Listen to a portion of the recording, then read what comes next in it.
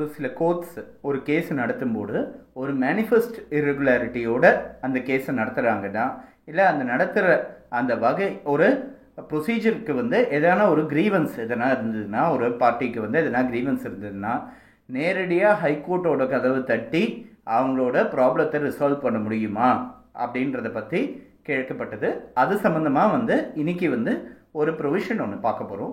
அதாவது கான்ஸ்டியூஷன் அரசியலமைப்பு சட்டத்தில் இருக்கக்கூடிய ஒரு முக்கியமான ஆர்டிகல் 227 அப்படின்னு இருக்கக்கூடிய ஒரு ஆர்டிக்கல். அந்த ஆர்டிக்கலில் வந்து ஹைகோர்ட்டுக்கு கொடுத்த பவர்ஸ் ஆஃப் சூப்பரிண்டெண்டன்ஸ், அதாவது அவங்களுக்கு கீழே அந்த டெரிட்டரி கீழே இருக்கிற அத்தனை கோர்ட்டையும் அத்தனை ட்ரிபியூனல்ஸையும் அவங்க ஜூரிஸ்டிக்ஷனுக்குள்ளே இருக்கிற அத்தனை கோர்ட்ஸ் ட்ரிபியூனல்ஸ் எல்லார் மேலேயும் ஒரு சூப்பரிண்டெண்டன்ட் பவர், அதாவது கண்காணிப்பு செய்யக்கூடிய ஒரு அதிகாரம். அது வந்து கான்ஸ்டியூஷன் அரசியலமைப்பு சட்டத்தில் எக்ஸ்க்ளூசிவாக ஹைகோர்ட்டுக்கு மட்டுமே கொடுக்கப்பட்டது. இந்த பவர் சுப்ரீம் கோர்ட்டுக்கு கூட கொடுக்கப்படல, ஹைகோர்ட்டுக்கு மட்டுமே கொடுக்கப்பட்டிருக்கு. இந்த பர்டிகுலர் விஷயத்தை பற்றி, இந்த பர்டிகுலர் ப்ரொவிஷனை பற்றி தான் இன்னைக்கு நம்ம பார்க்க போகிறோம்.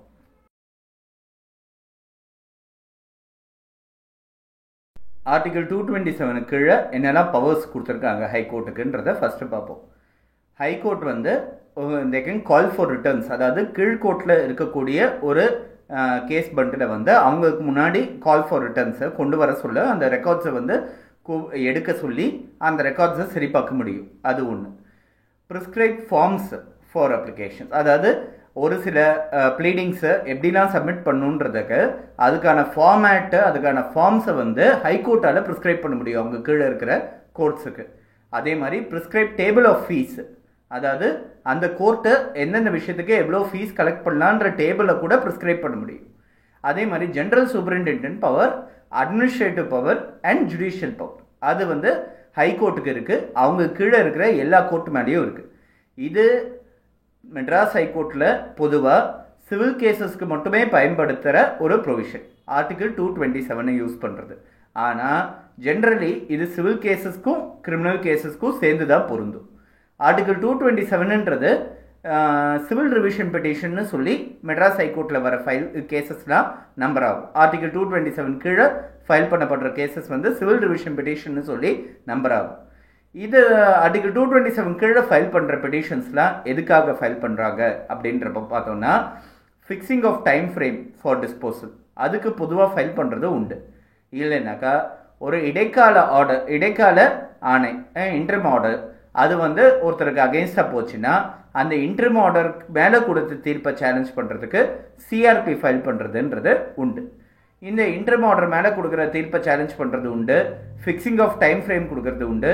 அதே மாதிரி ஜென்ரலாக ஒரு கேஸை வந்து மேனிஃபெஸ்ட் இரெகுலாரிட்டி இன் ஜூரிஸ்டிக்ஷன், அதாவது அவங்களோட வரம்பை வந்து எக்ஸசைஸ் பண்ணுற விஷயத்தில் ஒரு வழக்கத்துக்கு மாற நடந்துட்டாங்க அப்படின்றதுனா நேரடியாக ஹைகோர்ட் அணுகி இந்த ப்ராப்ளத்தை சரி பண்ணிக்க முடியும். எந்த சர்க்கம்ஸ்டன்சஸில் ஆர்டிகல் 227 இன்வோக் பண்ணலான்னு சொல்லி ஒரு இடத்துல வந்து சுப்ரீம் கோர்ட் சொல்லியிருக்காங்க. என்னென்னா, கீழ்கோர்ட்டில் கீழே இருக்கிற கோர்ட்டு அல்லது ட்ரிபியூனல் வந்து it has fail to exercise jurisdiction which is vested in them, அதாவது அவங்களுக்கு இருக்கிற வரம்பை வந்து அவங்க எக்ஸசைஸ் பண்ணாமல் தவறினது.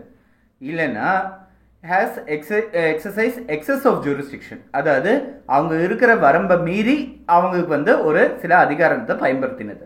இல்லைன்னா has acted within its jurisdiction but with implication that it's overstepping its jurisdiction, அதாவது வரம்புக்குள்ளே தான் நடந்திருக்குன்ற ஒரு பிக்சரை கிரியேட் பண்ணி, ஆனால் உண்மையிலேயே அவங்க வரம்பை மீறி நடந்துக்கிட்ட ஒரு சில சூழ்நிலைகள். இந்த மாதிரி சூழ்நிலைகளில் இவங்க வந்து இந்த கோர்ட் வந்து இந்த பர்டிகுலர் ஆர்டிகல் 227 பேஸ் பண்ணி ஹைகோர்ட்டால் கீழே இருக்கிற கோர்ட் மேலே ஒரு சூப்பரிண்டெண்டன்ஸ் பவரை வந்து எக்ஸசைஸ் பண்ண முடியும். ஸோ இந்த சூப்பரிண்டெண்டன்ட்ன்றதை வந்து அட்மினிஸ்ட்ரேட்டிவ் பவர் மட்டும் இல்லாமல், நிர்வாக ரீதியான பவர் மட்டும் இல்லாமல், ஜுடிஷியல் பவரும் கூட, அதாவது கேஸ் சம்மந்தமாக இருக்கக்கூடிய ஒரு சில ஜுடிஷியல் இஷ்யூஸு, லீகல் இஷ்யூஸை டிசைட் பண்ணுற பவர்ஸும் கூட இந்த பர்டிகுலர் கேஸுக்கு மட்டுமே அப்ளிகபிளாக இருக்கக்கூடிய ஒரு சில விஷயங்களும் சரி ஆர்டிகல் 227 தான் வருன்றது இருக்குது. இந்த ஆர்டிகல் 227 வந்து part of the basic structure of the constitution அப்படின்னு சொல்லி ஒரு பர்டிகுலர் கேஸில் சொல்லியிருக்கு. அதாவது இந்தியன் அரசியலமைப்பு சட்டத்தோட அடிப்படை தன்மையோட அடிப்படை கட்டமைப்போட ஒரு பகுதி தான் இந்த ஆர்டிகல் 227 இந்த ஹைகோர்ட்ஸுக்கு கொடுத்த இந்த பவர்ஸ் அப்படின்றது சொல்லப்பட்டிருக்கு. அது மட்டும் இல்லாமல் முன்னாடி இருந்த கவர்மெண்ட் ஆஃப் இந்தியா ஆக்டில் செக்ஷன் 224 இருந்தது. ஸோ அதே செக்ஷன் 224 வந்து ஆர்டிகல் 227 மறுவடிவு எடுத்திருக்குன்னு கூட சொல்ல முடியும். ஸோ இந்த ஆர்டிகல் 227 வந்து 42nd அமெண்ட்மெண்ட்டு போதும் 44th அமெண்ட்மெண்ட்டு போதும் ஒரு சில மாறுதல்கள் ஒன்று இருந்தது. அதாவது ட்ரிபியூனலுக்கு வந்து இந்த ஆர்டிகல் 227 அப்ளிகபிள் இல்லை அப்படின்னு 42nd அமெண்ட்மெண்ட்டில் சொல்லி அதுக்கப்புறம் திரும்பி வந்து ட்ரிபியூனலோட ஜூரிஸ்டிக்ஷனுக்கும் அது சேரும் அப்படின்னு சொல்லி அது மாற்றி அமைக்கப்பட்டிருக்கு. சரி, இந்த ஆர்டிகல் 227 பொதுவாக யூஸ் பண்ணுற ஒரு பர்டிகுலர் சிச்சுவேஷன்ஸ் என்ன அப்படின்றது பார்த்தோன்னா, first fixing of time frame. அதாவது நம்ம ஒரு சில கேசஸ்லாம் பார்க்க முடியும். ரெண்ட் கேசஸ் வந்து ரெண்ட் அத்தாரிட்டி முன்னாடி ஆர்எல்டிஓபின்னு சொல்லக்கூடிய ரெண்ட் ஆக்டில் இருக்கக்கூடிய கேசஸ் வந்து 90 டேஸ்க்குள்ளே முடியணும்னு சொல்லி ஒரு டைம் ஃப்ரேம் ஒன்று இருக்குது.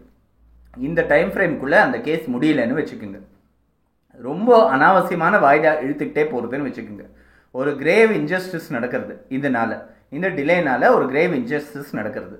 இமீடியட்டாக அவங்க வந்து ஹைகோர்ட்டை மூவ் பண்ணி இந்த ரெண்ட் ஆக்டில் இருக்கக்கூடிய இந்த டைம் ஃப்ரேம் இதுதான், அதனால் எனக்கு வந்து இந்த டைம் ஃப்ரேம் ஒரு குறிப்பிட்ட கால அவகாசத்துக்குள்ளே இந்த கேஸை முடிக்க சொல்லி கேட்டு ஒரு பெட்டிஷன் போட முடியும். இது சிவில் ரிவிஷன் பெட்டிஷன் பேர், ஆர்டிகல் 227 ஃபைல் பண்ண முடியும். இது ஒரு எக்ஸாம்பிள்.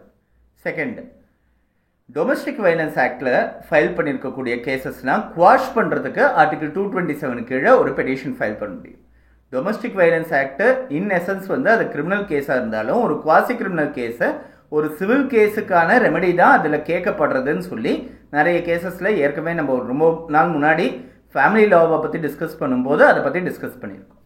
ஸோ இந்த டொமஸ்டிக் வயலன்ஸ் ஆக்ட் கீழே ஃபைல் பண்ணக்கூடிய ஒரு சில கேசஸ்லாம் வந்து எதனா எக்ஸஸ் ஆஃப் ஜூரிஸ்டிக்ஷனோட இல்லை அநியாயமான ஒரு ஷரத்தோட ஒரு கேஸ் ஒன்று ஃபைல் பண்ணப்பட்டிருக்கு அப்படின்னா அந்த கேஸோட அடிப்படையே வந்து அதுக்கு அகெயின்ஸ்டாக எதிர்மாறாக இருக்குது அப்படின்றத ப்ரூவ் பண்ண முடியும் அப்படின்னா ஆர்டிகல் 227 கீழே ஹைகோர்ட் கிட்ட நேரடியாக போய் இந்த கேஸை வந்து நசுக்க சொல்லி குவாஷ் பண்ண சொல்லி ஒரு பெட்டிஷன் ஃபைல் பண்ண முடியும். இது ஆர்டிகல் 227 இன்னொரு யூஸ். இன்னொன்று, ஒரு இன்டர்ம் ஆர்டர்ஸ் எதனா பாஸ் பண்ணி அது வந்து நமக்கு அகெயின்ஸ்டாக ஒருத்தருக்கு அகெயின்ஸ்டாக இப்போ இருக்குன்னா நேரடியாக ஹைகோர்ட்டில் ஆர்டிகல் 227 கீழே ஒரு சிவில் ரிவிஷன் பெட்டிஷன் ஃபைல் பண்ணி இந்த இன்டர்ம் ஆர்டர்ஸை மாற்றி ரிவர்ஸ் பண்ண சொல்லி நம்மளால் கேட்க முடியும். இது ஆர்டிகல் 227 கீழே இருக்கிற பவர்ஸ். சரி, இப்போது ஆர்டிகல் 227 கீழே ஹைகோர்ட்டுக்கு கொடுக்கப்பட்ட பவர்ஸ் வந்து சுப்ரீம் கோர்ட்டுக்கு கூட கொடுக்கப்படலன்னு நான் ஏற்கனவே சொன்னேன். சுப்ரீம் கோர்ட்டுக்கு ஹைகோர்ட் மேலே பவர்ஸ் ஆஃப் சூப்பரிண்டெண்டன்ஸ் இல்லை. இதுவே சப்போஸிங் ஆர்டிகல் 227 கீழே ஹைகோர்ட் வந்து டிஸ்ட்ரிக்ட் கோர்ட் மேலே எக்ஸசைஸ் பண்ணக்கூடிய அந்த அதிகாரத்தை நம்ம மெட்ராஸ் ஹைகோர்ட்டில் ஒரிஜினல் ஜூரிஸ்டிக்ஷன் இருக்குது. ஒரு 1 crore மேலே வேல்யூ இருக்கக்கூடிய கேஸை மெட்ராஸ் ஹைகோர்ட்டில் நேரடியாக முடிவு செய்யப்படலாம் அப்படின்றது இருக்குது. ஸோ இந்த மெட்ராஸ் ஹைகோர்ட்லேயே நிலுவையில் இருக்கிற ஒரு கேஸ் மேலே மெட்ராஸ் ஹைகோர்ட்டே சூப்பரிண்டென்ட் பவர்ஸ் வந்து எக்ஸசைஸ் பண்ண முடியாது. இதுக்காக சுப்ரீம் கோர்ட்டையும் இன்வோக் பண்ணிட்டு போக முடியாது அப்படின்ற ஒரு சூழ்நிலை ஒரு சிலது இருக்குது. ரொம்ப ரேரஸ்ட் ஆஃப் த ரேர் சர்க்கம்ஸ்டன்சஸ்ல தான் சுப்ரீம் கோர்ட் கிட்ட போக முடியுன்றது இருக்குது. ஸோ இந்த மாதிரி ஒரு சூழ்நிலையில் ஆர்டிகல் 227 வந்து much wider than article 136 of the constitution. 136ல் என்ன சொல்லியிருக்குன்னா, சுப்ரீம் கோர்ட்டில் ஸ்பெஷல் லீவ் பெட்டிஷன் சிறப்பு அனுமதி மனு ஒன்று ஃபைல் பண்ணி ஒரு கேஸ் மேலே அப்பீல் ஃபைல் பண்ணலாம், இல்லை இன்டர்ம் ஒரு ஆர்டர் எதனா இருந்ததுன்னா அது மேலே அப்பீல் ஃபைல் பண்ணலான்றது ஆர்டிகல் 136 ஆஃப் கான்ஸ்டியூஷனில் இருக்குது. பட் ஆர்டிகல் 227 இருக்கிற பவர்ஸை சூப்பரிண்டெண்டன்ட் பவர் ஆஃப் தி ஹைகோர்ட்டை over all courts and tribunals within its jurisdiction. Article 136ன்றது ஜஸ்ட் ஒரு அப்பீலுக்கான பவர்ஸ் மட்டும்தான். ஸோ இதில் சூப்பரிண்டெண்டன்ட் பவர்ஸ்ன்றது கண்காணிப்புக்கானது, அட்மினிஸ்ட்ரேட்டிவ் பவர்ஸும் சேர்ந்ததுன்றதுனால much wider than the powers of the supreme court. So article 226 writ petitions ஹைகோர்ட்டில் ஃபைல் பண்ணுறதும் சரி, ஆர்டிகல் 227 இந்த மாதிரி சிவில் ரிவிஷன் பெட்டிஷன்ஸ் மெட்ராஸ் ஹைகோர்ட்டில் சிவில் ரிவிஷன் பெட்டிஷன்ஸ்னு சொல்வோம், ஹைகோர்ட்டில் சூப்பரிண்டெண்டன்ட் பவர் ஸ்பெஷல் பவர்ஸை இன்வோக் பண்ணி ஃபைல் பண்ணுற பெட்டிஷன்ஸும் சரி, இது ரெண்டுமே much wider than the powers of supreme court. So ஒரு சில இடத்துல ஹைகோர்ட்டோட பவர்ஸ் வந்து சுப்ரீம் கோர்ட்டோட பவர்ஸோட ஜாஸ்தியாக இருக்குன்றதை நம்மளால் தெரிஞ்சுக்க முடியாது.